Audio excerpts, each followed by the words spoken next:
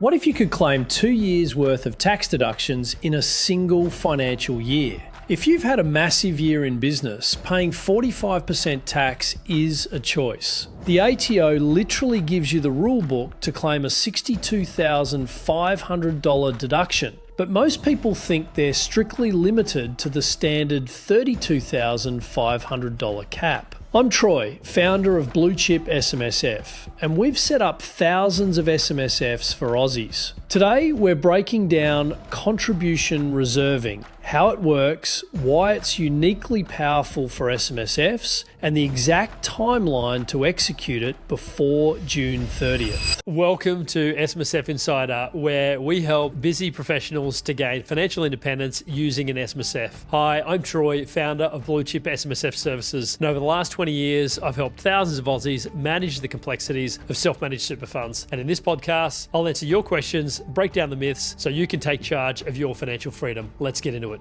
Let's start with how this double contribution strategy actually works. The technical term is contribution reserving, or sometimes called a contributions allocation strategy.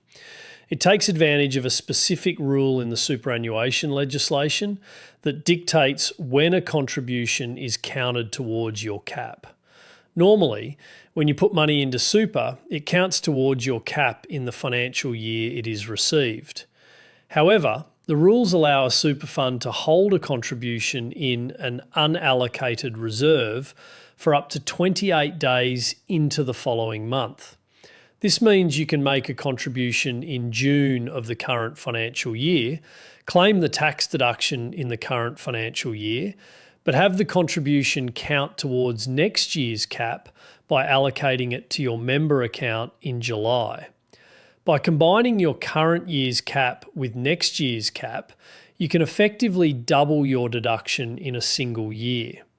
With the new caps increasing to $32,500, this means you could potentially claim a $62,500 tax deduction right now. This is incredibly powerful for business owners who have had an unexpectedly profitable year and need to reduce their taxable income immediately. Now, you might be wondering why you haven't heard of this before.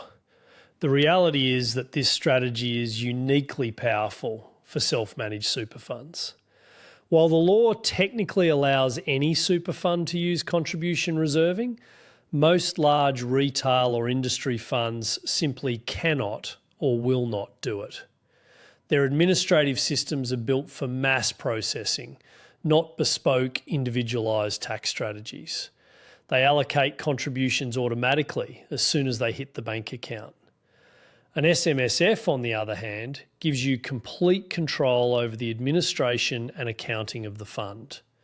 Because you are the trustee, you can instruct the fund's accountant to hold the June contribution in a reserve account and formally allocate it to your member balance in July.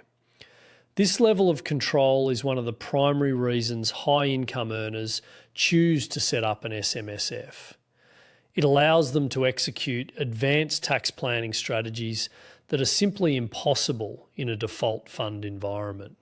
So, how do you actually execute this strategy? The timeline and the paperwork are absolutely critical. If you get the dates wrong, you could accidentally breach your contribution cap and face penalty taxes. The process typically looks like this. First, you must ensure you have enough taxable income to actually benefit from the deduction.